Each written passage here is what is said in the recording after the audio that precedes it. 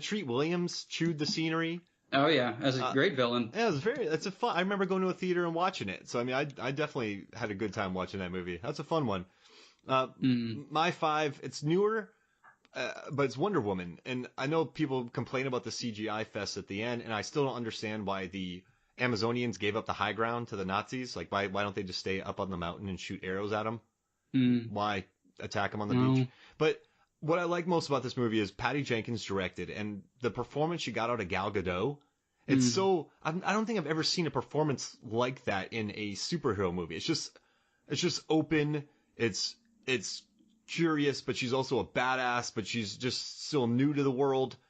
Right. I thought she and Chris Pine were really good, but just what Gal Gadot added when she ran across no man's land during that World War I battle scene. Oh, it was iconic. And then everyone behind her runs, and she just doesn't understand why people are telling her not to do all this stuff, and she's not doing it out of a bratty way. There's right. no, like, she knows no other way. And when she's walking around with the sword and in London, I don't know. I had, for me, that performance just, it was perfect. And that's why it's in my 5, because I just thought that she really crushed that role.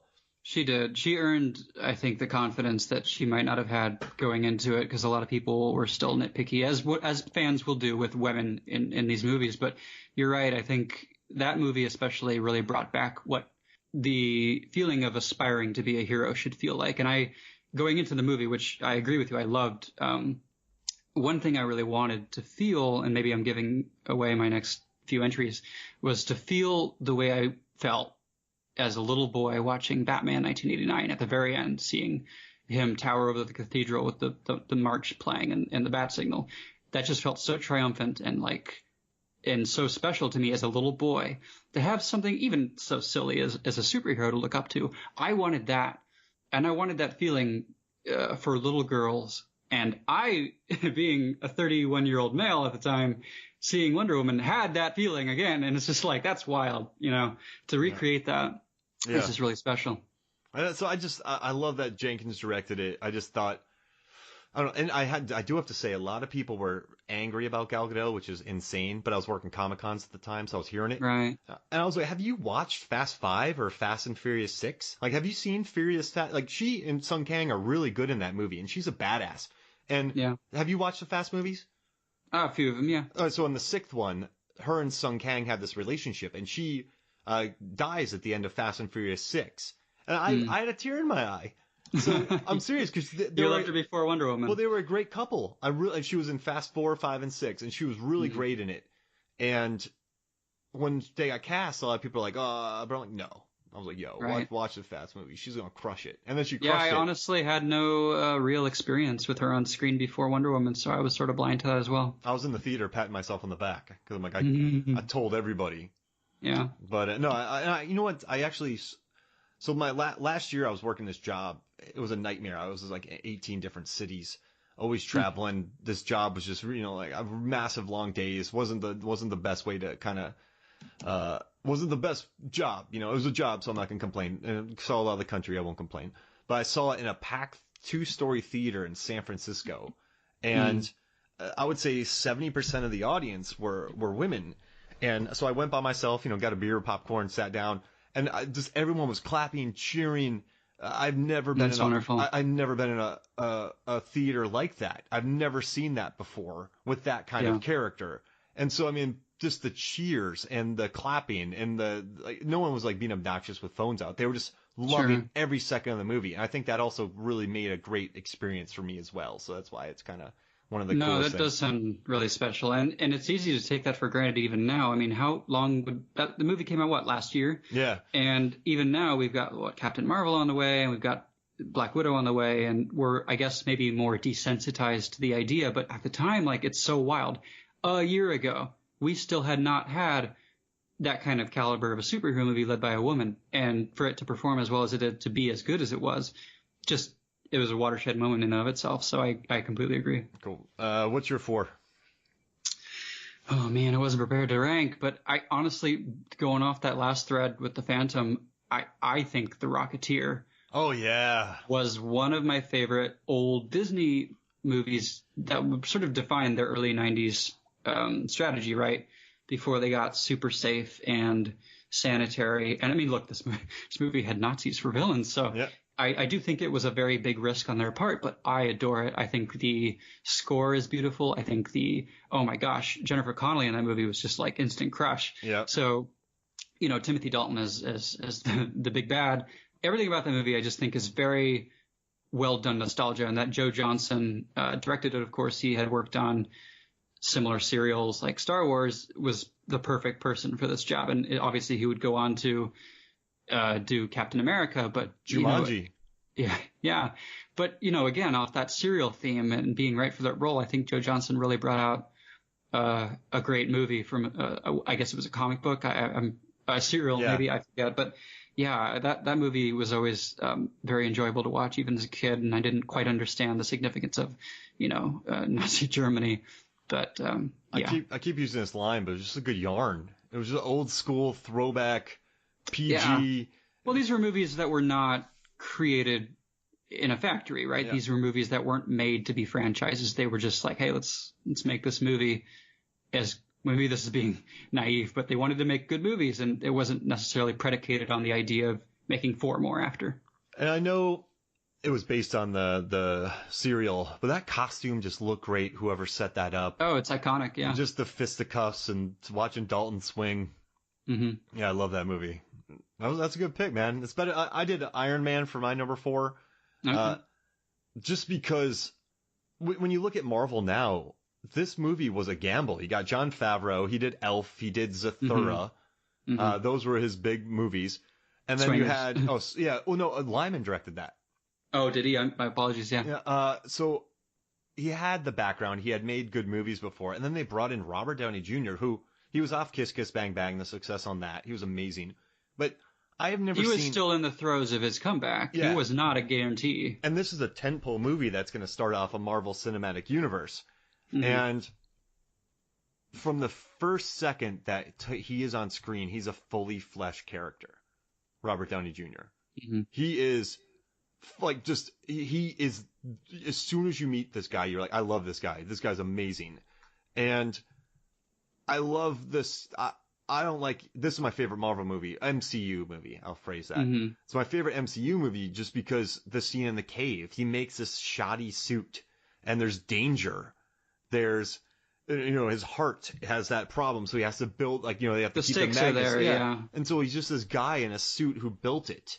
And there's stakes, and there's really great casting, and just with the rest of the world around him. But just to watch that scene where he builds this suit, and there's stakes, and I don't think that's been felt since. And I also love the scene where he won't let Jeff Bridges eat a cheeseburger. He's like, Jeff Bridges is like, did you get one for me? He goes, no. I don't know. Yeah, I think that movie definitely benefits from Robert Downey Jr.'s real life persona, which I think is certainly a caricature, but I think when they handpicked him, I mean, look, didn't they want Tom Cruise at some point? And yeah, he's like the go-to, right? He's very passable as an eccentric, rich white man, but can he rock a goatee and carry the movie like Robert Downey Jr.? I don't know. I guess I also saw this one in Korea by myself. Interesting. Yeah, so I got good stories for these movies, but it was in a packed theater, and everybody was laughing and loving it. And man, The Rocketeer's really good. I should have put that on there. But I just think the way that he's so fully fleshed out in the opening minutes. Right. You don't see many movies where you just know the character immediately. That very rarely happens for me. Yeah, the exposition in a lot of those movies can be a bit of a chore, right? Even with like something like Bruce Banner, who is an interesting character. Usually you go through the motions. He's a scientist, blah, blah, blah, blah. Okay, fine. But with Downey, sort of the moment you see him on screen, he's got this charisma, and immediately the kind of person he is. And he still develops an arc, like he still develops, quote unquote, a heart, so to speak, right? He sort of assumes this role as a hero despite himself. And, he's both, right? He's a hero and he's also a complete vain playboy type. But, there's still an arc there. And I think there's change and development. Yeah. Who's your 3? Oh, 3 gets a lot of leniency because I don't know how well it's aged, and I think most people would fight me and say that the second entry is better, and it is, but for all intents and purposes of being the watershed moment it was, and I think a lot of these movies are in their own way, right? I would say the first Spider-Man by Sam Raimi was unlike, I think, anything. It wasn't like anything we'd seen before because, we had X-Men. There was sort of a drought. Or actually, was X-Men before it? I forget. Yeah, X-Men was. X-Men was 2001. Mm-hmm. And then Spider-Man was 2002. Right. So we were still kind of sort of in a drought after Batman and Robin sort of tanked things and studios got a little skittish. But this thing that had been worked on by James Cameron and all these other people for years, and I mean, it had been in the works for decades, really, if you want to get down to brass tacks, finally made it to the screen, and it didn't suck. And it was inspired. It was by somebody who loved the character, Sam Raimi. And yeah, they made weird changes like the organic web fluid, but Toby, was a little bit old for the character. But with everything else, it just, I mean, like I said, I think that's probably my point. This movie has a lot of flaws, and it doesn't hold up super well in the climate that we have, which is overstuffed with these movies. But with the Power Ranger suit that is the Green Goblin, and Toby being older, and whatever concerns you might have for Mary Jane being not a great character, or Kirsten Dunst's performance, I still adore those features of this movie. I adore the Sam Raimi score, and I think at the time it was a movie that was responsible for so many things to follow in a way that Batman was, or the way Superman was. So yeah, I was the perfect age for this. I think 2002. I don't even want to say how old I was, but I was in high school. I was ready for this movie. So I would say, in spite of its shortcomings or maybe blemishes that are very visible today, I would say that movie played a pretty big role in my life. The tone was set immediately. The world, the feel of it. Mm-hmm. It was fully realized by Sam Raimi. And so, my number 3 is Batman Returns. We'll skip that. My number 2 is Spider-Man 2. So we can maybe segue into that. Sure. Which I think is it flip-flops to my number 1 occasionally, but I just think it is the better movie. But the Doc Ock relationship, where you have the full-on crazy surgery scene that's full Sam Raimi, full Evil Dead, yeah, full Evil Dead, and then you have the train sequence, which I think bang for buck is probably my favorite action scene. Yeah, that one's really up there. They went all out, and the people on the subway pick him up and carry him. I laughed during that scene for some reason. I love the Bruce Campbell cameo where he's trying to shush him. I don't know. I love I like human villains for me. So I guess. The movie's the fifth one doesn't really count, but the villain's terrible. But I mean, you have Jeff Bridges in the fourth in Iron Man, then you have Penguin and Catwoman, then you have Doc Ock. I just like this. There's humanity to him, and I just thought the action scenes, the CGI, the world, the story, the cheesiness. I loved every second of it, and it blended very well in a way that was very true to comic books. It felt like that comic book aesthetic. And you watch, Spider-Man Homecoming, where he attaches the ship together and all these different scenes. Like, that's what Tobey was doing. Yeah, winks and nods to that one, yeah. And so, was he out of high school by this time in this one? So he was in college. He was in college in Spider-Man 2, yes. Yeah, so, he's a little bit older. They kind of jumped him ahead. And I don't know, I just love Spider-Man 2. I can't get enough of that movie. Yeah, I like that a lot, obviously, and I do really enjoy Tom Holland as Spider-Man in Homecoming, and I think that they're setting up a wonderful world for that as it continues. But yeah, that first one, it was so monumental for me. Yeah. Oh, I mean, $100 million opening weekend broke all the records. Yeah, I think it was actually 114. Yeah, I mean, isn't that crazy? I was watching the box office. I'm like, what is happening? Yeah. What's your number 2? I think we're on 2, yeah. This one's a cheat. I have a lot of movies on my list that I was not sure I was limited to 5. So I have an unofficial tie, but they're not really tied.